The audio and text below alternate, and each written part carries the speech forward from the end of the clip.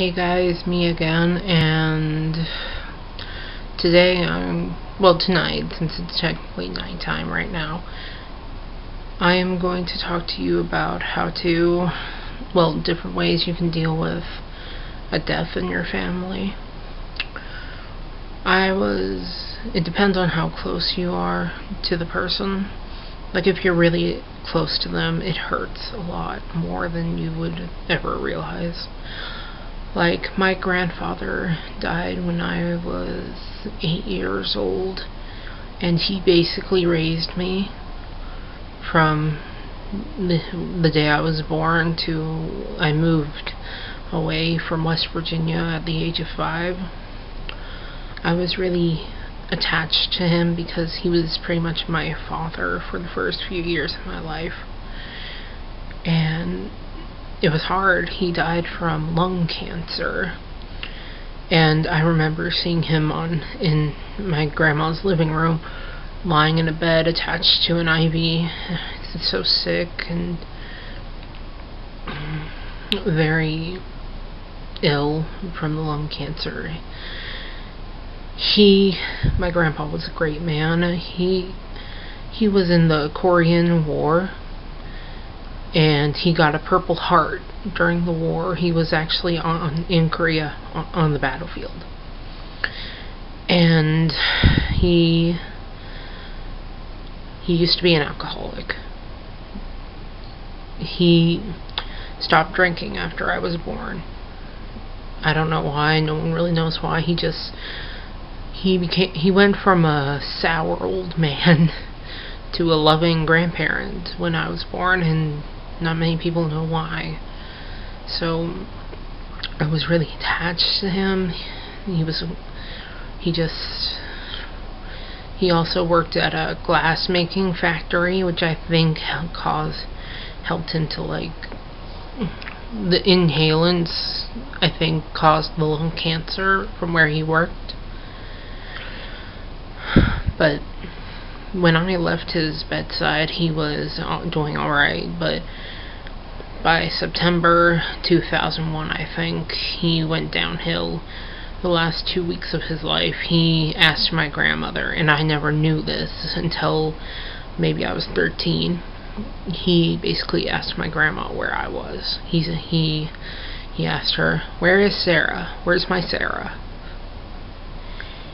And when I found that out, I just broke down, because I wasn't there when he died, and I regret it. But the way I dealt with it was, at his funeral, I did not cry. I couldn't cry, because at the time I didn't want to believe that he was dead. And the way I dealt with it after the funeral was to stay away from his grave and just cry alone, not near anyone else. I cried in solitude. I wouldn't let anyone see how hurt I was by his passing. And as I'm talking about him, I'm trying not to cry because I really miss him. But a death in the family is a horrible thing. But if they're suffering so badly, that it may have been the best.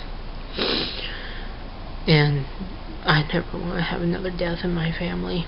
But that's just wishful thinking. I almost lost my dad to cancer. He had lymphoma cancer. He's in remission now. But it was horrible to see him go through chemo and all that.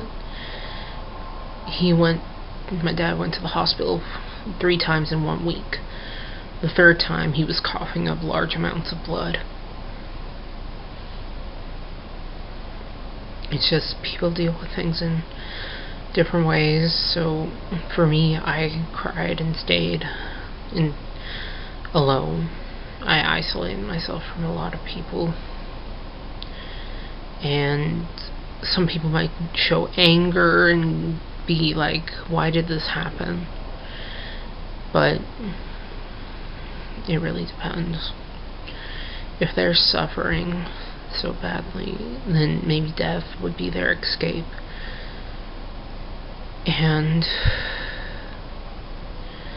if some people die so early before their time, from suicides, from murders, from simple things that could have been prevented, like hunger and disease. But some things aren't able to be cured so easily, I guess. Just know that when someone dies, no matter who they are, you're gonna hurt, especially if you were extremely, extremely close to them. And that's life. And life hurts, but it does get better. I miss my grandpa. And if you've had someone close to you that has died, you're gonna miss them too, whether you like it or not.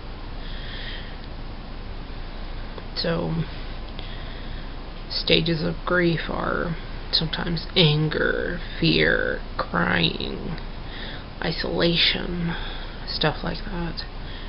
But you always have the memories that you shared with that person, the good, the bad, and the ugly. So, yeah, if you've had a family member and that has died, or a friend or something, I would love to hear their story. Bye.